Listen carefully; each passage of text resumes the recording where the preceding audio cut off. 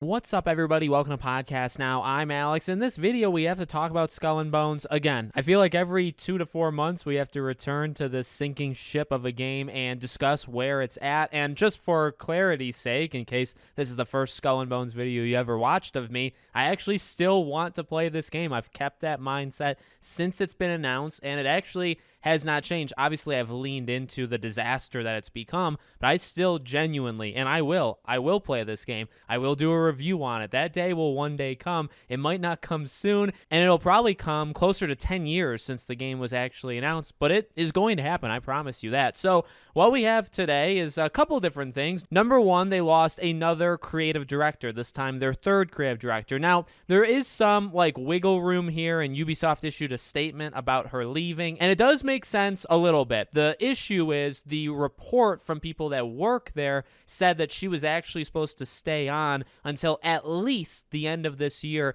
if not even into next year. So she left. She didn't quit the company. They didn't fire her, nothing like that. She actually moved back to Ubisoft kind of central office. This is a woman that is kind of tasked with managing portfolios, and she's actually responsible for turning the game from just a multiplayer kind of ship combat shooter game to having a little bit more story, and that kind of change that we've seen of the game over the last 5-6 years. She's actually responsible. So it does seem like she's done some good for them. And again, her leaving, she's not quitting Ubisoft or anything, so it's not the worst thing humanly possible. And Ubisoft said when she left that this is common. This happens all the time, basically, that creative directors leave a project in this stage of development. I don't know if that's true, coupled with, again, the reports that she was supposed to stay at least another, 4 or 5 months, right? So clearly something may have still happened. I actually think, if we want to read into that a little bit, that they continue to just not really have much faith. They feel like her part is done, and why bother have her stay there any longer than she needs to be, right? So she might as well go back, leave Singapore, and let them kind of finish off this game. So that's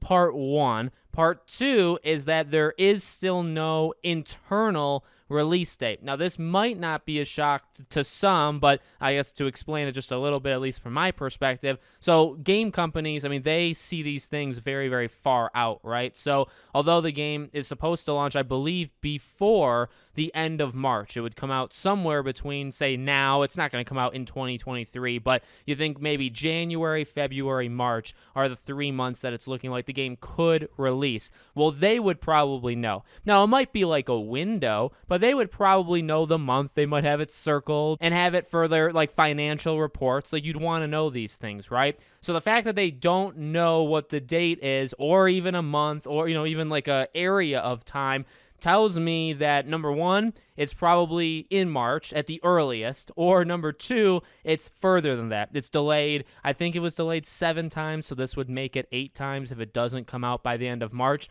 To be honest with you, the betting man in me says that this game gets delayed again and comes out somewhere in between maybe April and June, again, making it the 8th delay and just pushing it a little bit further. So that's not great. And then I'm not even going to go into it, a whole bunch of work-related issues, the allegations of harassment and unfair treatment. There's been investigations. I think actually we've covered it. There's been past investigations. They're ongoing. There's new stuff happening. As we've talked about, guys, this studio, I don't want to say it's a joke. The studio is just obviously having so much trouble. I think the blatantly honest statement, and I think a lot of people are actually, they think the same way.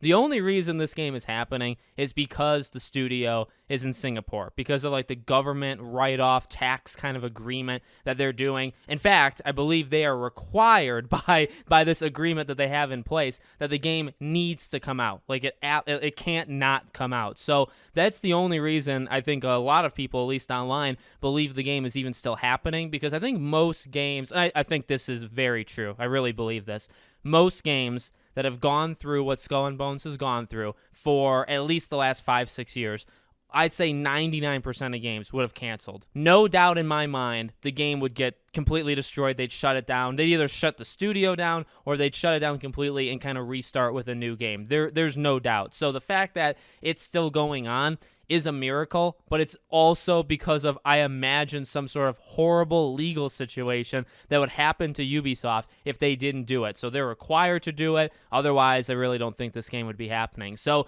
there you go. There's your monthly dose of Skull and Bones news, I guess. I didn't play, by the way. Did not play the beta. I signed up for it. I never got an email, so I never played it. Some people did. Some people actually kind of like the beta. I will, like I said in the beginning of the video, I will play this game. I don't know if I'll enjoy the game. I'm definitely going to play it. I'm going to experience it, and I will make a thoughts kind of video review or something of it. It's one of my goals in life. So let me know what you guys think in the comments. Make sure, as always, you guys are subscribed, bell icon turned on, and I hope to see you all on the next one.